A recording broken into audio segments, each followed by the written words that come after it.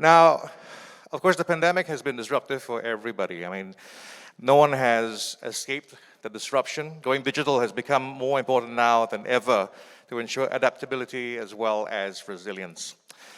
Our next speaker will discuss how her organization has been strengthening its capabilities through continuous digital transformation against the backdrop of continuous disruption. Now, this approach has allowed her organization not only to survive, but to thrive, innovate, and continue to address the needs of its developing member countries in Asia Pacific. Ladies and gentlemen, it is my pleasure to introduce our guest of honor at this event, speaking as well. She is the Director General and CIO of the Asian Development Bank and also board member of IMDA. Would you please welcome Shirin Hamid.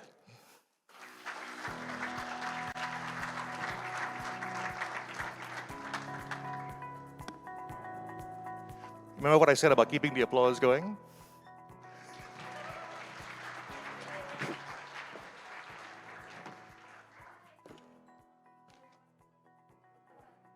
Incredible pleasure.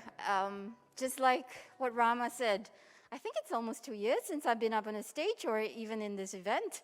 Incredible. Congratulations for, organizing this event. It's incredible. It's such a delight to actually join what Rama said, a family reunion. I've been to the Mongolia, to Estonia, and then subsequently, did I miss one? Yes, I missed the Scotland one, and then the virtual one last year. And this is an incredible opportunity to learn from our peers, exchange knowledge, and so on. As many of you may have known me, if you have not met me, right? I came back to Asia in 2016. I'm passionate about development work, and I enjoy making impact in the lives of individuals using technology. So the last 6 years have been an incredible journey for me. I joined the Asian Development Bank in 2016, and in the last 6 years, we've been able to introduce 50 new digital platforms, 50, 190 digital products, changing the organization's governance and operating model, and at the same time, hopefully moving the organization's needle in terms of digital transformation. I took a Thrive model approach, and I always, have this engagement with Gartner where I say it's not a bi-model approach, it's a tri-model approach. You have to make sure that you can not only support the organization, you grow the organization, but you also have to future-proof the organization. And what have we learned from the pandemic? Well, to be honest, it's not about the pandemic. Where the Asian Development Bank is right now, we're situated in Manila, Philippines.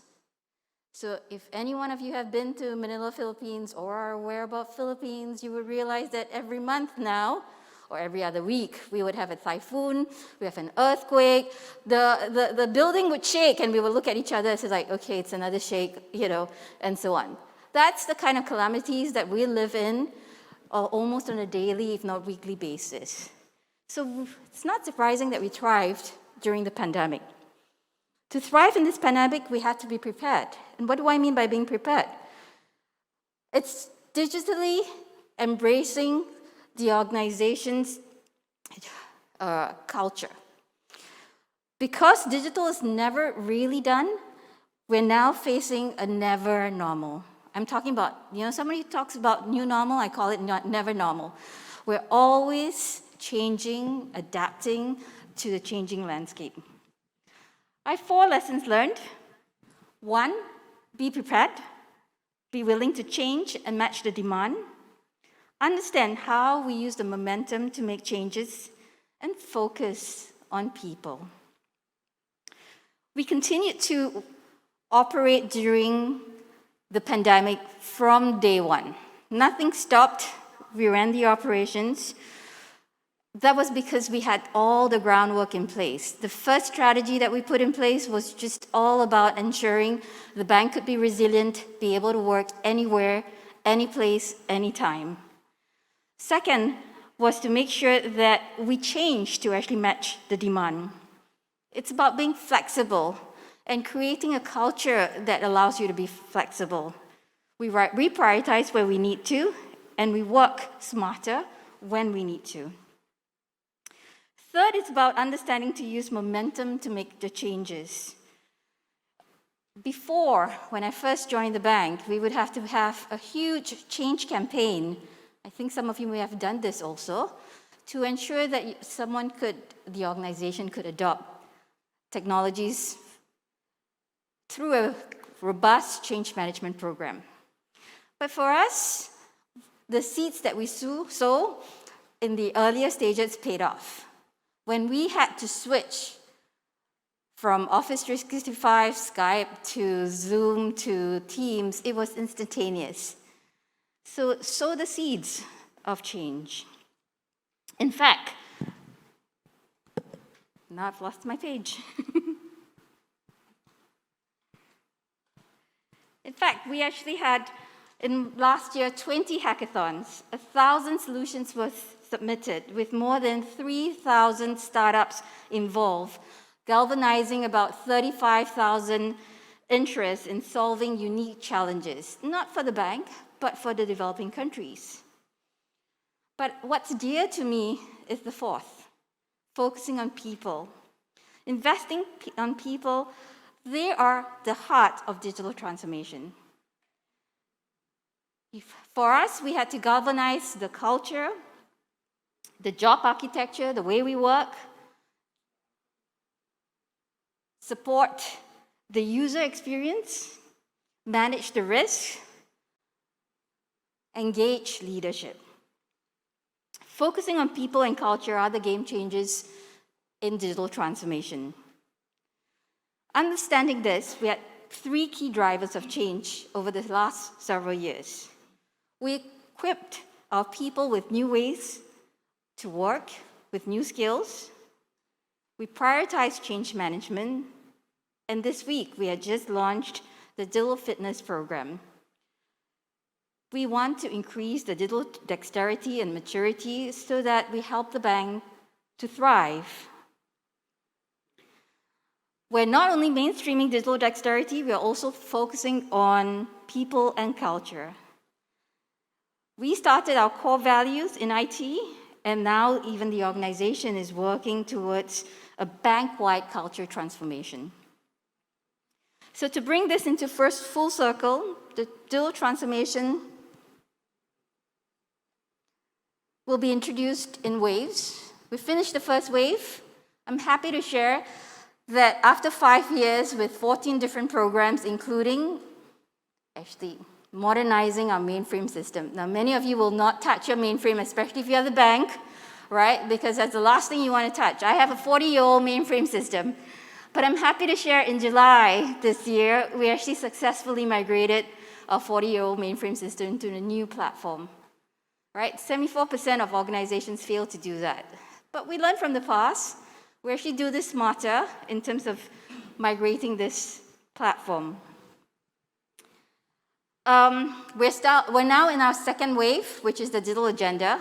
That's about connecting. So the first wave is about resiliency and being able to work anywhere, any place. The second wave is about how do we connect our internal systems. We're now in discussions with our board. In fact, I was telling Rama it's been a very busy time for us because we're going to the board in terms of how do we actually connect externally. How do we drive digital transformation and mainstream across not only the organization, but also for our developing member countries. The direction from our president was very clear. To support our developing member countries, the bank firmly commits to incorporating more digital into our operations and the way we work. It's incredible to actually get the leadership right from the top, sending that message across the bank.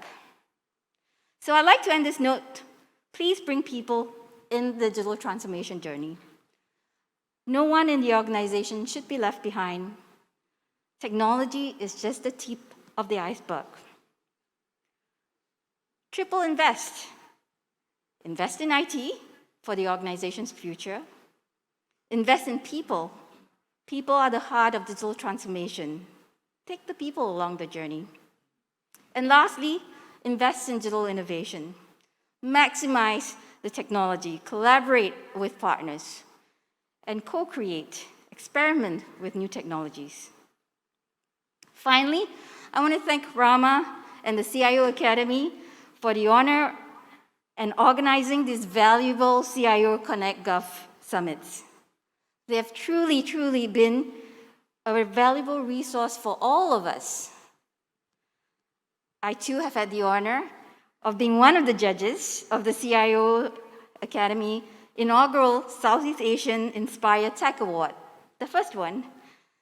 So I hope that in moving to DC at the end of this year, you would still welcome me with open arms while I listen to your active engagement through LinkedIn and WhatsApp.